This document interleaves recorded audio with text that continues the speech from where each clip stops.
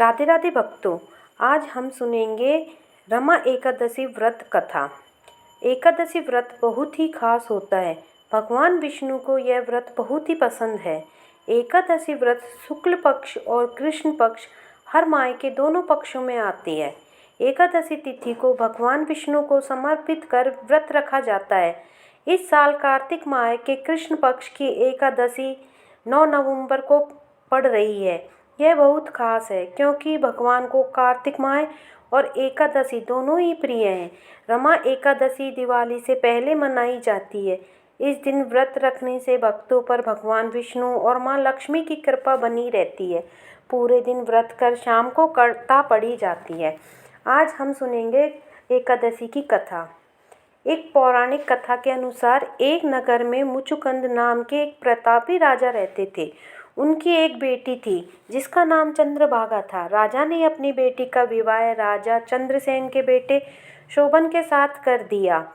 चंद्रभागा के यहाँ सभी एकादशी का व्रत करते थे, लेकिन उसका पति शोभन भूखा नहीं रह सकता था। उसे दोनों समय खाना खाने की जरूरत थी। शोभन एक बार कार्तिक माह के महीने में अपनी पत्नी के साथ ससुराल आया। तभी रमा एकादशी व्रत पड़ा। चंद्रभागा ने गृह राज्य में सभी रमा एकादशी का नियम पूर्वक व्रत रखते थे और ऐसा ही करने के लिए शोभन से भी कहा गया। शोभन इस बात को लेकर परेशान हो गया और बोला कि एक पल भी भूखा नहीं रह सकता तो वह रमा एकादशी का व्रत कैसे करेगा। वह इसी परेशानी के साथ पत्नी के पास गया और बोला कि मुझे इसका उपाय बताओ, लेकिन चंद्रभागा ने मना कर दिया।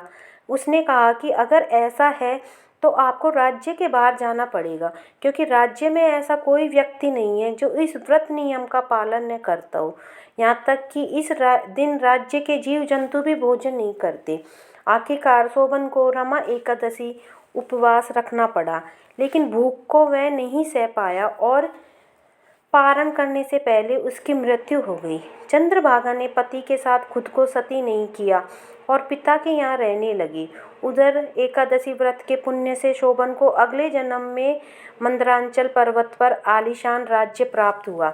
एक बार मुचुकुंद के ब्राह्मण तीर्थ यात्रा करने हुए शोभन के दिव्य नगर पहुँचे। उन्होंने सिंहासन पर विराजमान शोभन को देखते ही पहचान लिया। ब्राह्मणों को देखकर शोभन सिंहासन से उठे और पूछा कि यह सब कैसे हुआ। तीर्थ यात्रा से लौटकर ब्राह्मणों ने चंद्रभागा को यह बात बताई। चंद्रभागा बहुत खुश हुई और पति के पास जाने के लिए व्याकुल हो उठी। वह वाम ऋषि के आश्रम पहुंची। चंद्रभागा मंदरांचल पर्वत पर पति शोभन के पास पहुंची। अपनी एकादशी व्रतों के पुण्य का फल शोभन को देते हुए उसके सिंहासन व राज्य को चिरकाल के लिए स्थिर कर दिया। तभी से मान्यता है कि जो व्यक्ति इस व्रत को रखता है वह ब्रह्म हत्या जैसे पाप से मुक्त हो जाता है और उसकी सभी मनोकामना पूरी हो जाती है।